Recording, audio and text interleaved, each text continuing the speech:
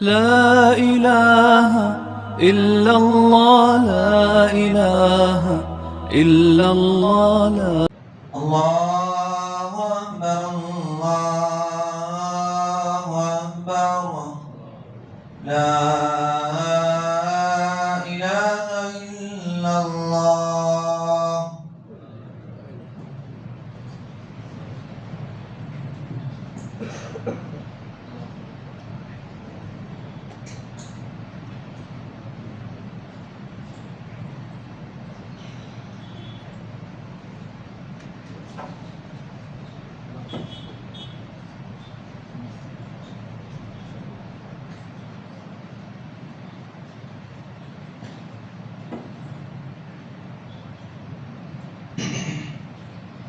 إن الحمد لله نحمده ونستعينه ونستغفره ونعوذ بالله تعالى من شرور أنفسنا وسيئات أعمالنا. من يهده الله فلا مضل له ومن يضلل فلا هادي له، وأشهد أن لا إله إلا الله وحده لا شريك له، وأشهد أن محمدًا عبد الله ورسوله، بلغ الرسالة وأدى الأمانة ونصح الأمة وجاهد في الله حق جهاده حتى أتاه اليقين. أرسله بالحق بشيرا ونذيرا وداعيا إلى الله بإذنه وسراجا منيرا. أما بعد، فإن خير الحديث كتاب الله، وخير الهدي هدي محمد صلى الله عليه وسلم، وشر الأمور محدثاتها، وكل محدثة بدعة، وكل بدعة ضلالة، وكل ضلالة في النار. يقول الله جل وعلا في محكم التنزيل بعد أعوذ بالله من الشيطان الرجيم: يا أيها الذين آمنوا اتقوا الله حق تقاته ولا تموتن إلا وأنتم مسلمون. ويقول الله جل وعلا: يا أيها الناس. الله أكبر. يا إخواني وأخواتي، يقول الله جل وعلا: يا أيها الناس اتقوا ربكم الذي خلقكم من نفس واحدة وخلق منها زوجها وبث منهما رجالا كثيرا ونساء واتقوا الله الذي تساءلون به والأرحام إن الله كان عليكم رقيبا.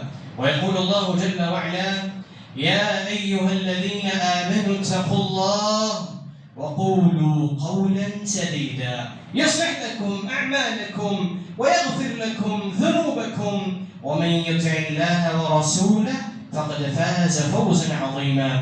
ويقول الله تعالى: قاف والقرآن المجيد بل عجبوا أن جاءهم منذر منهم فقال الكافرون هذا شيء عجيب أإذا متنا وكنا ترابا ذلك رجع بعيد قد علمنا ما تنقص الأرض منهم وعندنا كتاب حفيظ بل كذبوا بالحق لما جاءهم فهم في أمر مريج أفلم ينظروا إلى السماء فوقهم كيف بنيناها وزيناها وما لها من فروج والأرض مددناها وألقينا فيها رواسي وأنبتنا فيها من كل زوج بهيج تبصرة وذكرى لكل عبد منيب.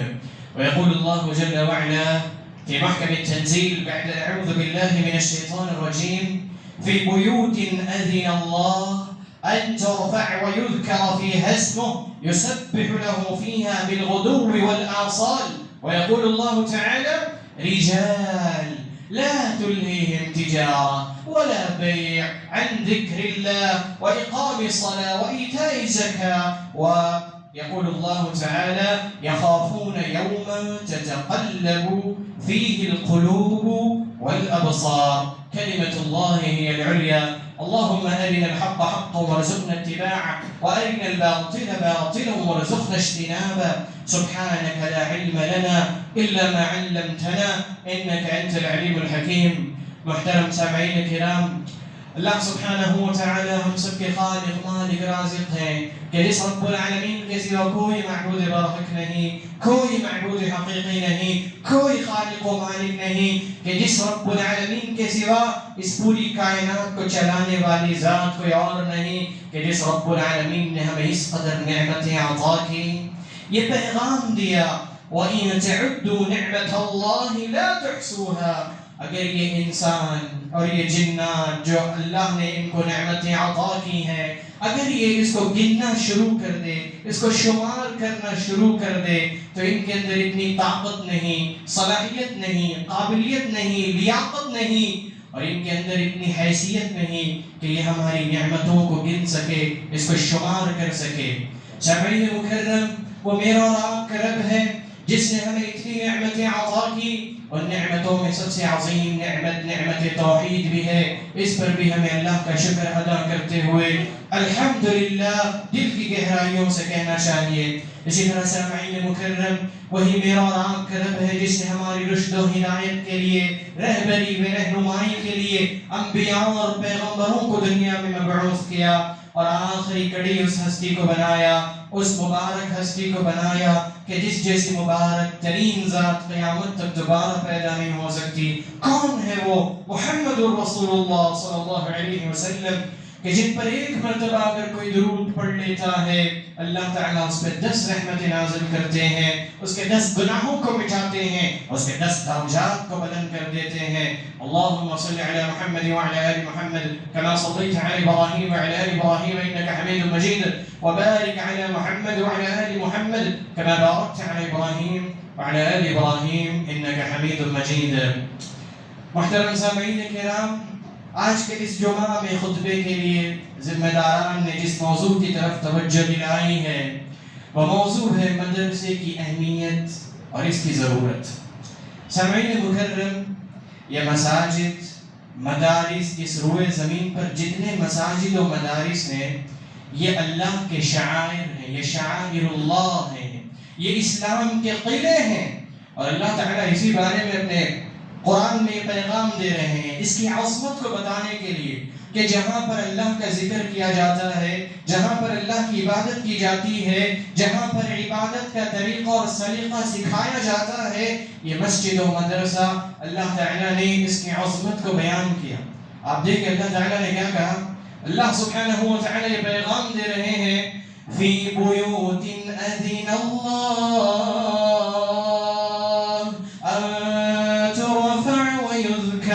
فيها اسمه يسبح له فيها ما فيها يقول الله جل وعلا بالغدو والآصال رجال لا تلهيهم تجارة ولا بيع عن ذكر الله وإقام الصلاة وإيتاء الزكاة.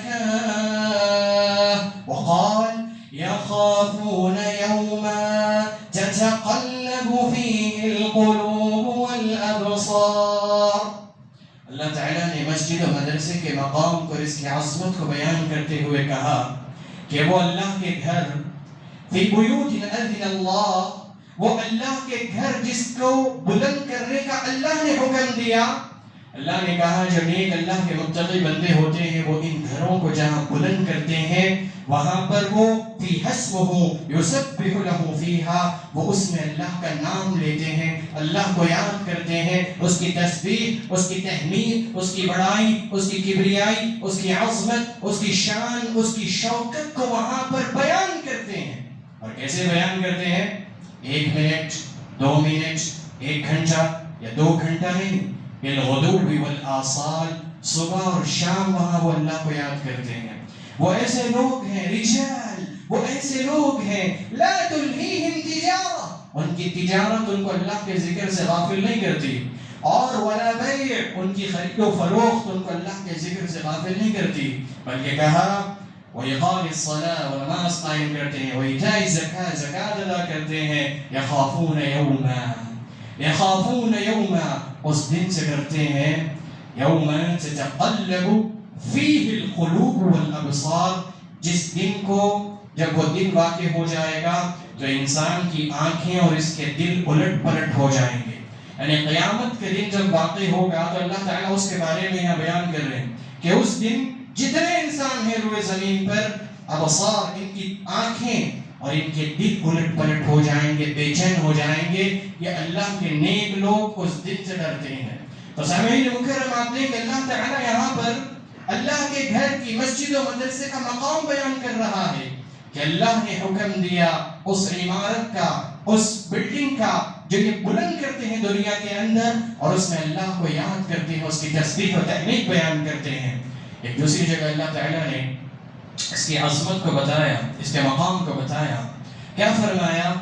وَمَنْ أَظْلَمُ مِمَّنْ مَنَعَ مَسَاجِدَ اللَّهِ أَنْ يُذْكَرَ فِيهَا اسْمُهُ وَسَعَى فِي خَرَابِهَا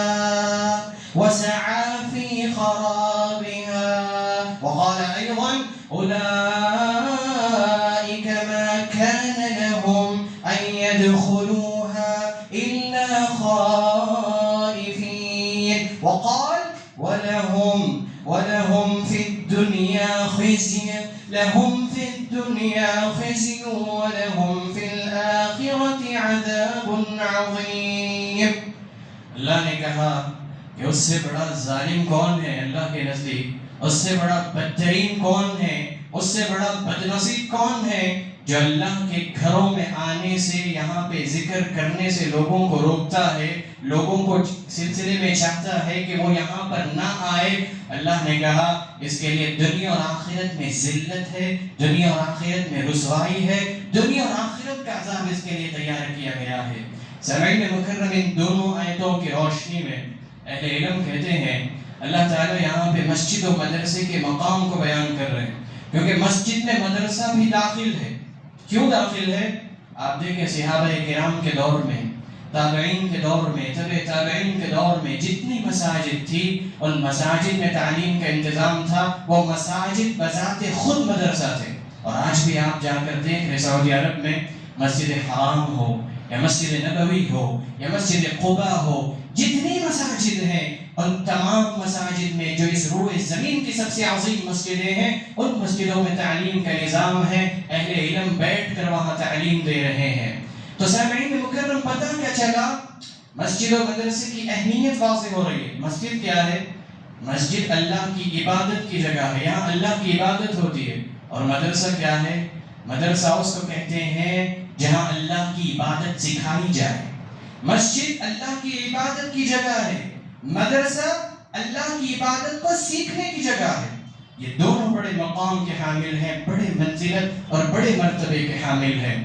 تو سامعین مکرم، احباب کھڑے ہیں، بیٹھ جائیں، تھوڑا آگے آ جائیں، احباب کو بیٹھنے دیں۔ تو سامعین مکرم، یہاں پہ مسجد و مدرسے کے مقام کو، اس کی عظمت کو بیان کیا جا رہا ہے۔ آپ دیکھیں اللہ کے نبی صلی اللہ علیہ وسلم نے بھی ایک مدرسہ قائم کیا تھا، ایک جامعہ قائم کیا تھا، ایک دنیا کی سب سے بڑی یونیورسٹی کو قائم کیا تھا۔ وہ کون سی یونیورسٹی ہے؟ جس کو دار ارقم کہا جاتا ہے۔ اللہ کے نبی صلی اللہ علیہ وسلم غار حرا میں بیٹھے ہوئے ہیں، جبریل علیہ السلام اچانک وہاں پہ آ گئے اور آ کے کہا اقرأ یا محمد، اے محمد پڑھو۔ اللہ کے نبی دیکھ رہے ہیں کہ یہ کون ہے؟ آپ نے کہا ما انا بقاری، میں پڑھنا نہیں جانتا، میں کوئی قاری نہیں ہوں۔ جبریل علیہ السلام نے دوبارہ کہا اقرأ یا محمد، اے محمد پڑھیے۔ اللہ کے نبی نے کہا ما انا بقاری، میں قاری نہیں ہوں، میں پڑھنا نہیں جانتا۔ جبریل علیہ السلام نے پھر کیا کیا؟ آپ کو اپنے سینے سے دبوچا، پھر اس کے بعد آیتوں کی نازل ہونے کی وحی اتر گئی۔ اس وقت اللہ تعالیٰ نے یہ آیتیں نازل کر دی۔ جو ہی جبریل علیہ السلام نے آپ کو گلے لگایا اور زور سے آپ کے سینے کو دبوچا، پھر کہا اقرأ بسم ربک الذی خلق، خلق الانسان من علق، اقرأ وربک الاکرم الذی علم بالقلم، علم الانسان ما لم يعلم۔ پڑھو اپنے رب کے نام سے جس نے تم کو پیدا کیا، جس نے تم کو قلم کے ذریعے سے علم سکھایا۔ اللہ تعالیٰ نے پھر آگے مزید بیان کیا اپنی تعریف کے کلمات۔ تو سامعین مکرم، جب اللہ کے نبی پر پہلی مرتبہ وحی آ گئی تھی، آپ بہت بے چین ہو گئے تھے۔ آپ فوراً بھاگتے ہوئے اپنے گھر کی طرف چلے گئے اور جا کر کہا زملونی یا خدیجہ، زملونی، اے خدیجہ مجھے جلدی سے چادر اڑا دیجئے، مجھے خوف ہو رہا ہے، مجھے ڈر ہو رہا ہے، میں بے چین ہو رہا ہوں۔ خدیجہ رضی اللہ عنہ نے چادر اڑایا. پھر اس کے بعد خدیجہ رضی اللہ عنہ نے ان کو تسلی دی اللہ کے نبی کو کہ اللہ آپ کو ضائع نہیں کریں گے, آپ لوگوں کے مسکینوں کا ساتھ دینے والے ہیں, آپ یتیموں کا, بیواؤں کا, معاشرے کے کمتر لوگوں کا آپ سہارا ہیں, اللہ آپ کو ضائع نہیں کرے گا. تو یہ آیت نازل ہونے کے بعد, پہلی وحی کے آنے کے بعد اللہ کے نبی بڑے بے چین ہو گئے تھے, بے قرار ہو گئے تھے. تو خدیجہ رضی اللہ عنہ نے ورقہ بن نوفل جو ان کے بھائی تھے, غالباً خالہ زاد بھائی تھے, تو وہاں لے جا کر اللہ کے نبی کو تسلی دلائی گئی کہ شاید آپ اللہ کے نبی ہیں. پھر اس کے بعد اللہ کے نبی اب وحی کا انتظار کر رہے ہیں کہ اب دوبارہ وحی آ جائے. پہلی مرتبہ وحی آئی تھی, اللہ کے نبی بے قرار ہو گئے تھے. اللہ کے نبی اب دوبارہ وحی کا انتظار کر رہے ہیں کہ اب دوبارہ ایک بار اور وحی آ جائے. ہوتا کیا ہے, ایک مرتبہ اللہ کے نبی غار حرا میں بیٹھ کر اللہ کی عبادت کر رہے تھے. پھر نکل کر آ رہے تھے, مکہ کی وادی سے جب نکل کر آ رہے تھے, اچانک آواز آتی ہے یا محمد. اللہ کے نبی دیکھ رہے ہیں کہ کون ہے. آپ نے دائیں دیکھا, بائیں دیکھا, کوئی موجود نہیں ہے. پھر آواز آتی ہے یا محمد صلی اللہ علیہ وسلم, اے محمد. اللہ کے نبی نے اپنی نظروں کو آسمان کی طرف اٹھایا تو اللہ کے نبی نے کیا دیکھا, جبریل علیہ السلام آسمان و زمین کے درمیان ایک کرسی رکھ کر بیٹھے ہوئے ہیں اور وہ دیکھ کے مسکرا رہے ہیں. اللہ کے نبی کو خوف ہو گیا. پھر اللہ کے نبی اپنے گھر چلے گئے. گھر جا کر کہا زملونی یا خدیجہ, اے خدیجہ مجھے چادر اڑا دیجئے, مجھے پھر خوف ہو رہا ہے. میں نے پھر اس انسان کو یا اس کو دیکھ لیا جو اس سے پہلے میرے پاس آیا ہوا تھا. اللہ کا جو فرشتہ جبریل علیہ السلام ہے. تو پھر ہوا کیا, اللہ تعالیٰ نے وہیں پر آیتوں کا نزول کیا, وہیں آیتیں نازل ہو گئی. دوسری مرتبہ وحی نازل ہو گئی. یا ایھا المدثر قم فانذر وربک فکبر وثيابك فطهر والرجز فاهجر ولا تمنن تستكثر. اللہ نے وحی نازل کر دی کہ اے چادر میں لپٹے ہوئے ہمارے پیغمبر اٹھیے, قم فانذر, لوگوں کو ڈرائیے شرک سے, وربک فکبر, اپنے رب کی تکبیر بیان کیجئے, وثيابك فطهر, اپنے لباس کو پاک و صاف رکھیے, والرجز فاهجر, گندگی سے دور ہو جائیے, اٹھیے, اللہ کے حکم سے لوگوں کو ڈرائیے. اللہ کے نبی پر دوسری مرتبہ جب یہ وحی نازل ہو گئی تو اللہ کے نبی صلی اللہ علیہ وسلم کو مکمل طور پر علم ہو گیا کہ اللہ نے مجھے اپنا پیغمبر بنا لیا ہے, اپنا نبی بنا لیا. اس کے بعد آپ نے سب سے پہلے اپنی بیوی خدیجہ رضی اللہ عنہ کو دعوت دی, دعوت اسلام پیش کیا. خدیجہ رضی اللہ عنہ نے قبول کیا. پھر اس کے بعد علی رضی اللہ عنہ, پھر اس کے بعد زید بن حارثہ رضی اللہ عنہ, ابو بکر صدیق رضی اللہ عنہ, یہ تمام لوگ اللہ کے نبی کے دعوت کو انہوں نے قبول کیا, اسلام لائے. پھر اس کے بعد اللہ کے نبی نے ایک جامعہ, ایک مدرسہ قائم کیا. آپ چھپکے لوگوں کو دعوت دیتے رہے. آپ نے دار ارقم کے گھر میں لوگوں کو جمع کیا, جو اس امت کے لیے سب سے پہلا جامعہ, سب سے پہلی یونیورسٹی یا سب سے پہلا مدرسہ تھا. اللہ کے نبی نے لوگوں کو دار ارقم کے گھر میں آنے کو کہا. آپ وہاں سے آپ نے دعوت دی اور دین کی دعوت کو پھیلایا اور دین کی تعلیمات آپ نے لوگوں کو دی, اور وہاں سے آپ نے ایک داعیوں کو اور مبلغوں کو نکالا. تو سامعین مکرم, پتہ کیا چلا, یہاں سبق کیا مل رہا ہے؟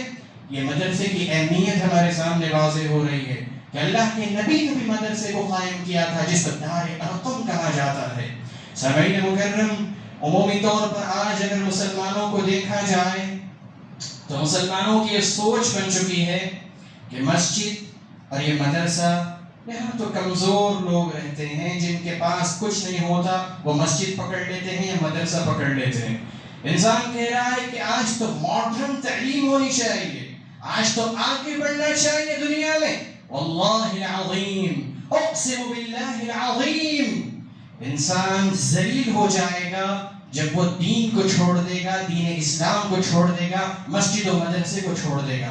مسلمانوں کی ذلت کا راز یہی ہے. آج مسلمان ذلیل کیوں ہیں؟ آج ان کے نزدیک آپ دیکھیں مسجد کی کیا اہمیت ہے, مدرسے کی کیا اہمیت ہے, اسی لیے اللہ ان کو ذلیل کر رہا ہے. کیوں؟ آپ دیکھیں, عمر رضی اللہ تعالی عنہ کو بیت المقدس والوں نے کہا اگر عمر ہمارے پاس آ جائیں ہم سے ملاقات کے لیے ہم بغیر لڑائی کیے اور بغیر جھگڑا کیے بیت المقدس کی چابیاں ان کے ہاتھ میں رکھ دیں گے. ہوا کیا؟ عمر رضی اللہ عنہ نکل رہے ہیں. کیسے نکل رہے ہیں؟ جو لباس پہنے ہوئے ہیں اس لباس میں 17 پیون لگے ہوئے ہیں. غلام کو لے کے نکل رہے ہیں اور غلام سے کیا کہہ رہے ہیں؟ تھوڑی دور میں اونٹ پر بیٹھوں گا، تم نکیل چلانا، اور اس کے بعد میں اتروں گا، تم بیٹھنا، پھر میں نکیل چلاؤں گا، میں نکیل کو لے کر آگے بڑھوں گا. ہوتا کیا ہے؟ ایک وہ وقت بھی آ گیا کہ جب بیت المقدس جا رہے ہیں تو جاتے جاتے بارڈر کراس ہو گیا اور بیت المقدس قریب آ گیا. اب غلام کہتا ہے یا امیر المؤمنین، اے امیر المؤمنین عمر بن خطاب رضی اللہ عنہ، اب تو چونکہ ہم بہت قریب آ چکے ہیں بیت المقدس کے، آپ کہہ رہے ہیں کہ میری باری ہے، لہٰذا مجھے اپنی باری کی کوئی ضرورت نہیں ہے، آپ ہی بیٹھے رہیے، میں ہی نکیل لے کر چلاتا ہوں اور وہاں ہم پہنچ جائیں گے. عمر رضی اللہ عنہ کہتے ہیں بیٹھتے ہو یا کوڑے لگاؤ؟ اب غلام کیا کرے گا؟ اس نے کہا کہ ٹھیک ہے میں بیٹھ جاتا ہوں. عمر رضی اللہ عنہ نیچے اترے، نکیل تھاما اور کہا غلام کو بیٹھو، تمہاری باری ہے. غلام بیٹھا، آپ نکیل لے کر نکلے. لوگ دیکھ رہے ہیں ایک کالا کلوٹا انسان جس کی شکل پہ ہی ایک طرح کا غلام یہ نظر آ رہا ہے، اس کا لباس کیسا ہے، یہ امیر المومنین ہے. لوگ تعجب کر رہے ہیں اور تعجب کرتے کرتے لوگ سمجھ گئے کہ شاید یہی ہوگا کیونکہ یہی سواری پہ بیٹھا ہوا ہے. تو وہ لوگ اس کے ملاقات کے لیے آگے بڑھے بیت المقدس والے، اور وہاں ان صحابہ کرام میں بعض صحابہ کرام موجود تھے اس مجلس میں. اس میں ابو عبیدہ بن جراح رضی اللہ عنہ بھی تھے. وہ کیا کرتے ہیں، انہوں نے دیکھ لیا عمر رضی اللہ عنہ نکیل پکڑ کے آ رہے ہیں، غلام بیٹھا ہوا ہے، تو وہ بڑے پریشان ہو گئے اور دیکھ رہے ہیں کہ عمر رضی اللہ عنہ ایسا لباس پہنے ہوئے ہیں جس لباس میں 17 پیون لگے ہوئے ہیں. وہ بڑے بے چین ہو گئے، بے قرار ہو گئے.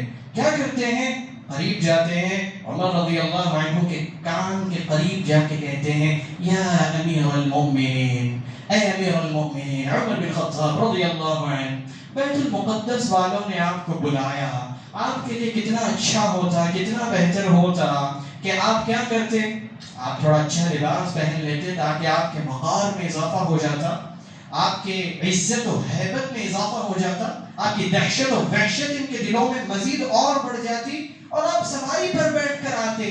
اب اس طرح یہ 17 پیون لگے ہوئے کپڑے اور اس غلام کو سواری پر بٹھا کر خود نکیل پکڑ کے کیوں آ رہے ہیں؟ کیا وجہ ہے؟ یہ لوگ کیا کہیں گے؟ یہ یہودی، یہ عیسائی دیکھ رہے ہیں، یہ کیا سمجھیں گے کہ ان کے پاس تو کوئی مینرز نہیں ہے، کوئی ایٹیکیٹس نہیں ہے، ان کے پاس تو کوئی اخلاقی زاویہ نہیں ہے، یہ کیا سمجھیں گے؟ آپ کو کیا ضرورت تھی؟ ابو عبیدہ بن جراح رضی اللہ عنہ کی اس بات کو سننے کے بعد عمر رضی اللہ عنہ نے تاریخی جملے کہے جن جملوں کو آج مسلمانوں کو اپنے دماغ و دل میں بٹھانا چاہیے. وہ مسلمان جو سمجھ رہے ہیں کہ دین میں اور دینی تعلیم میں اس میں کوئی فیوچر نہیں ہے، اس میں کوئی عزت نہیں ہے، ان کے ذہن کی غلاظت کو وہ دور کریں. عمر رضی اللہ عنہ نے کیا کہا؟ اِنَّا كُنَّا أَذَلَّ قَوْمٍ فَأَعَزَّنَا اللَّهُ بِالْإِسْلَامِ. ابو عبیدہ بن جراح، اگر تم ابو عبیدہ بن جراح نہ ہوتے، کوئی دوسرے ہوتے تو میں تمہیں اتنا مارتا کہ مار مار کے نشان عبرت بنا دیتا. تم کہہ رہے ہو کہ عزت لباس میں ہے یا عزت سواری میں ہے وغیرہ وغیرہ. اِنَّا كُنَّا أَذَلَّ قَوْمٍ فَأَعَزَّنَا اللَّهُ بِالْإِسْلَامِ. ہم اتنے ذلیل قوم تھے کہ ہماری معاشرے میں کوئی حیثیت نہیں تھی، ہم بے وقار تھے، ہم ذلیل تھے، لوگوں کے سامنے ہماری کیا اوقات تھی. اللہ نے آج ہمیں یہ عزت دی ہے بالاسلام، اسلام کی وجہ سے دی ہے. فمهما نطلب العزة بغير ما أعزنا الله به أذلنا الله. اگر اسلام کو چھوڑ کر کسی دوسرے راستے سے عزت کو حاصل کرنے جاؤ گے، تلاش کرو گے، اللہ دوبارہ ذلیل کرے گا، رسوا کرے گا. تمہاری اوقات، تمہاری حیثیت، تمہارا وقار، تمہاری دہشت و وحشت کو ختم کر دے گا. تو سامعین مکرم، یہ مقام دنیا اور آخرت میں عزت کب ملتی ہے؟ جب دینی تعلیمات کو سیکھا جائے، جب دینی تعلیمات پر عمل کیا جائے، جب دینی تعلیمات کے جو ادارے ہیں، خواہ مسجد ہو یا مدرسہ، ان کے سلسلے میں اپنے دل میں محبت رکھی جائے، اس سے اپنے آپ کو جوڑا جائے اور اس کے لیے تعاون کیا جائے جس قدر ہو سکے۔ تو سامعین مکرم، یہ عزت کی چیز ہے، یہ عزت کا مقام ہے۔ سامعین مکرم، آپ دیکھیں یہ قرآن کی تعلیم، یہ اتنی عظیم تعلیم ہے۔ جو قرآن کی تعلیم کہاں ملتی ہے؟ مدرسے میں ملتی ہے۔ مدرسہ کس کو کہتے ہیں؟ جہاں پر اہل علم بیٹھے ہوئے ہیں، علماء بیٹھے ہوئے ہیں، شاگرد آ کے پڑھ رہے ہیں، اسی کا نام مدرسہ ہے۔ تو یہ قرآن پڑھنے پڑھانے والے، یہ مدرسے کو قائم کرنے والے، ان کا مقام اتنا بلند اللہ نے کر دیا۔ اللہ نے کہا رجال لا تلہیہم تجارہ ولا بیع عن ذکر اللہ، یہ ان کا مقام ہے کہ نہ ان کو دنیا کی تجارت، نہ دنیا کی خرید و فروخت، نہ دنیا کی کوئی چیز ان کو غافل کرتی ہے، یہ اللہ کے ذکر میں لگے ہوئے ہیں۔ سامعین مکرم، آج ضرورت اس بات کی ہے والدین اپنی اولاد کو دینی تعلیم سکھائیں، اپنے بچوں کو قرآن پڑھنا سکھائیں۔ یہ آپ کے لیے بہت بڑی سعادت مندی کی بات ہے کہ آپ ہی کی مسجد حمزہ میں مدرسے کو قائم کیا جا رہا ہے۔ کیوں؟ بچوں کو تعلیم سکھانے کے لیے، قرآن سے جوڑنے کے لیے۔ آج کیا ہوتا ہے؟ آج والدین کی حالت آپ دیکھ لیں، بچہ 2-4 انگلش کے جملے بولتا ہے تو والد کا دل خوشی سے جھوم اٹھتا ہے، لیکن اس بات پہ شرم آنی چاہیے کہ وہ بچہ جو انگلش پڑھ رہا ہے وغیرہ وغیرہ سب کچھ کر رہا ہے، لیکن اس کو قرآن کی 4 آیتیں پڑھنے نہیں آتی۔ یہ کتنی شرم کی بات ہے۔ سامعین مکرم، یہ قرآن یہ اتنا زیادہ مقام والا کلام ہے کہ جو اس کلام سے جڑ جاتا ہے تو یہ کلام اس کو رفعت و بلندی عطا کرتا ہے۔ آپ دیکھیں اللہ کے نبی نے کیا فرمایا، ان افضلکم من تعلم القرآن وعلمہ۔ یہ ساری مخلوقات میں، مخلوقات تو بہت ہے، مرد بھی ہے عورت بھی ہے، لیکن ان مرد اور عورت میں سب سے زیادہ افضل اگر شریعت کی نظر میں کوئی ہے تو وہ قرآن کو سیکھنے والے اور قرآن کو سکھانے والے ہیں۔ سامعین مکرم، آپ دیکھیں شیخ البانی رحمہ اللہ روایت لائے ہیں، ترمذی کی روایت ہے، یقال لصاحب القرآن، قیامت کا دن ہوگا، خالق و مالک قرآن والے کو لائیں گے جو قرآن کا، یقال لصاحب القرآن، صاحب قرآن کا کیا مطلب؟ صاحب قرآن سے مراد حافظ قرآن یا قاری قرآن ہے۔ اس کو اللہ بلائیں گے اور یہ کہیں گے اقرأ وارتقی ورتل كما كنت ترتل في الدنيا فإن منزلتك عند آخر آية تقرأها۔ پڑھو جس طرح دنیا میں پڑھتے تھے، پڑھو جس طرح دنیا والوں کو تم قرآن سناتے تھے، آج میں یہ چاہتا ہوں کہ تم مجھے قرآن سناؤ اور قرآن سناتے رہو اور جنت کے درجات کو طے کرتے رہو، جہاں پہ آخری آیت مکمل ہوگی وہی جنت میں تمہارا مقام ہوگا، درجہ ہوگا۔ سامعین مکرم، یہ قرآن والوں کا مقام ہے۔ آپ دیکھیں قیامت کا دن ہوگا، اللہ سبحانہ و تعالیٰ نے اپنے پیغمبر کی زبان سے اعلان کروایا۔ آپ دیکھیں اللہ کے فرشتے ہیں، کون سے فرشتے؟ جبریل علیہ السلام اور میکائیل علیہ السلام وغیرہ، عزرائیل علیہ السلام، اللہ کے معزز فرشتے کھڑے ہوں گے صف باندھ کر اللہ کے سامنے قیامت کے دن۔ اللہ تعالیٰ کیا فرمائیں گے؟ الماہر بالقرآن مع السفرة الكرام البررة، الماہر بالقرآن، اللہ تعالیٰ کی طرف سے صدا آئے گی، ندا آئے گی کہ کہاں ہے قرآن کا ماہر۔ قرآن کے ماہر سے مراد کون ہے؟ اہل علم کہتے ہیں یہاں پہ مراد حافظ قرآن ہے۔ اللہ تعالیٰ قرآن کے ماہر کو بلائیں گے اور مع السفرة الكرام البررة، اس کو بلا کے فرشتوں کے ساتھ کھڑا کریں گے، فرشتوں کی صف میں اس کو ٹھہرائیں گے۔ کیوں؟ اس قرآن کی وجہ سے۔ اور سامعین مکرم، یہ تو قرآن پڑھنے اور قرآن کی تعلیم حاصل کرنے والے کی بات تھی۔ اب آئیے وہ لوگ یا وہ والدین یا وہ سرپرست جس نے اپنی اولاد کو قرآن کی تعلیم دلوائی، اللہ تعالیٰ کی طرف سے ان کو بلایا جائے گا، عزت و وقار کا تاج ان کے سر پہ رکھا جائے گا۔ مسند احمد کی روایت ہے، محدثین نے اس کو صحیح کے درجے تک پہنچا دیا، صحیح روایت ہے۔ مسند احمد نے روایت کر کے اللہ کے نبی اس کو بلایا جائے گا، وقار کا تاج اس کے سر پہ رکھا جائے گا اور اس کا ایسا قیمتی تاج اس کے والدین کو، مرد اور عورت دونوں والدین کو پہنایا جائے گا جس کی قیمت کا اندازہ دنیا لگا نہیں سکتی۔ تو یہ قرآن کی تعلیم دینے والے والدین کا مقام ہے اور قرآن پڑھنے والے کا یہ مقام ہے کہ اللہ تعالیٰ اس کو فرشتوں کی صف پہ کھڑا کر رہے ہیں، اس کو یہ کہہ رہے ہیں کہ پڑھتے جاؤ، جنت کے درجے چڑھتے جاؤ۔ پھر ہوگا کیا؟ ایک ایسا بھی وقت آئے گا کہ قرآن ہی اٹھ کر آئے گا، ایک خوبصورت انسان کی شکل میں آئے گا، اللہ کے سامنے آئے گا اور کیا کہے گا؟ یقول القرآن منعته النوم باللیل فشفعنی فیہ یا رب، یا رب، قرآن کہہ رہا ہے آ کر اللہ کے سامنے، کیا؟ اے اللہ میں وہ ہوں جو یہ پڑھا کرتا تھا، میں تو تیرا کلام ہوں، تو مجھے جانتا ہے، یہ مجھے پڑھتا تھا اور رات اور دن میری تلاوت کرتا تھا، رات میں بھی تلاوت کرتا تھا، دن میں بھی مجھے یاد کرتا تھا۔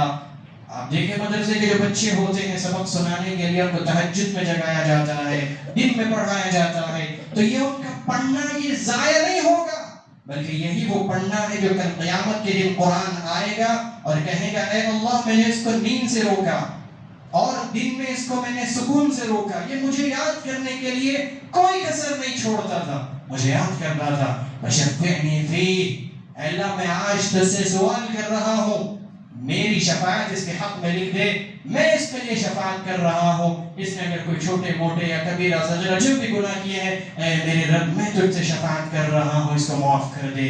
قال فیشفعان، حدیث کہتی ہے روزہ اور قرآن دونوں آئیں گے اور اللہ سے جب یہ کہیں گے اللہ تعالیٰ ان دونوں کی بات کو سن کر اس کی شفاعت کر دیں گے، اس کو بخش دیں گے، اس کو معاف کر دیں گے۔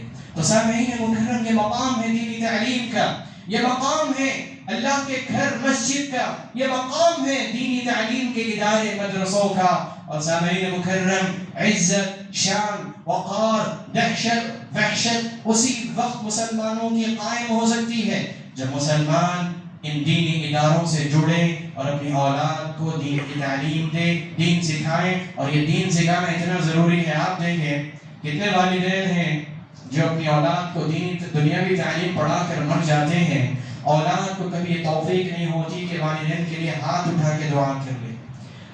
رسول اللہ صلی اللہ علیہ وسلم نے فرمایا صدقہ جاریہ میں سے یہ بھی ہے اولد صالح یدعو لہ، کسی انسان نے اپنے پیچھے ایسی اولاد چھوڑی، ایسا بیٹا یا ایسی بیٹی چھوڑی جو اس کی موت کے بعد جب اس کے لیے ہاتھ اٹھا کے دعا کریں گے اے اللہ میرے والد کو تو بخش دے، اللہ اس کا مقام بلند کریں گے۔ وہ کہے گا اے اللہ مجھے یہ مقام کیوں دیا جا رہا ہے؟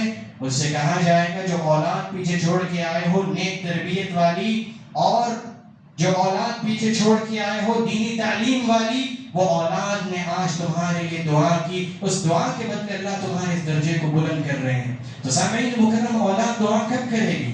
اولاد دعا اس وقت کرے گی جب دینی تعلیم سے آپ آراستہ کریں گے۔ یہ دنیاوی تعلیم تو پڑھ رہے ہیں لیکن کسی کو دعا کا سلیقہ نہیں آتا، دعا کا طریقہ نہیں آتا کہ دعا کیسے کرنی ہے، کیسے قبولیت کے درجے تک اس کو پہنچانا ہے، کیسے آئے گا جب دینی تعلیم ہی نہیں دی جائے گی؟ تو سامعین مکرم، ضرورت اس بات کی ہے کہ بچوں کو دینی تعلیم دی جائے تاکہ آپ کے لیے آخرت کا ذخیرہ بن جائے۔ اور مجھے اور آپ کو یہ بات یاد رکھنی چاہیے کہ اللہ کا ڈر کب آئے گا؟ انما یخشی اللہ من عباده العلماء، جب تک اللہ رب العالمین کو پہچانا نہیں جائے گا، جب تک اللہ تعالیٰ کے سلسلے میں علم حاصل نہیں کیا جائے گا کہ اللہ کی ذات ہے کون، اس وقت تک کوئی اللہ سے ڈر نہیں سکتا۔ اسی لیے اللہ نے کیا کہا، اس روئے زمین پر سب سے زیادہ جو ڈرنے والے لوگ ہیں انما یخشی اللہ من عباده العلماء، وہ اہل علم ہے، علماء ہے۔ کیوں؟ یہ علماء، یہ اہل علم، ان کو معلوم ہوتا ہے اللہ کی ذات کون ہے، اللہ کی قدرت کیا ہے۔ تو جتنا اللہ کے بارے میں اور دینی تعلیم انسان حاصل کرے گا اتنا اس کے اندر ڈر اور خوف پیدا ہوگا۔ ہم اللہ تعالیٰ سے دعا کرتے ہیں الہ العالمین ارحم الراحمین، ہمیں تیرے اس گھر کے مقام کو پہچاننے کی توفیق دے۔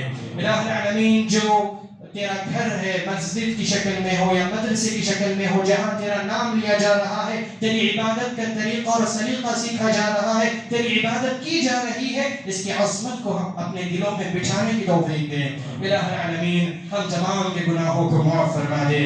الہ العالمین، ہماری اولاد کو ہمارے لیے صدقہ جاریہ بنا دے، ہم مر جائیں اور نیکیاں نہ مٹیں، ان لوگوں میں ہمیں شمار کر دے۔ الہ العالمین ارحم الراحمین، جو مسلمان پریشان ہیں ان کی پریشانیوں کو دور کر دے. الہ العالمین جو مسلمان بیمار ہیں ان کی بیماریوں کو دور کر دے. الہ العالمین ارحم الراحمین جو مسلمان جس مسئلے میں جس کسی تکلیف میں جس کسی پریشانی میں وہ شکار ہو چکے ہیں الہ العالمین ان کی غیبی مدد فرما اور اپنے حکم سے ان کی تکلیف کو دور کر دے. الہ العالمین جو موحدین اس دنیا سے چلے گئے اور جو وہ لوگ جو تیری توحید کی نغمے گایا کرتے تھے تیری توحید کے خاطر اپنی جان کو قربان کرنے کے لیے تیار ہوا کرتے تھے ان تمام کی مغفرت فرما دے ان تمام کو بخش دے ان کو اپنی رحمتوں اور برکتوں کا مستحق بنا لے. الہ العالمین ہمیں جب تک زندہ رکھ ایمان اسلام پر رکھ اور جب ہمارے اس دنیا سے جانے کا وقت آئے اس حال میں ہماری روح کو نکالنا کہ تو ہم سے راضی ہو. آمین. تقبل یا رب العالمین. بارک اللہ لنا ولکم فی القرآن العظیم ونفعنا وإياكم بما فيه من الآيات والذكر الحكيم إنه تعالى جواد كريم ملك بر رؤوف رحيم رب حليم.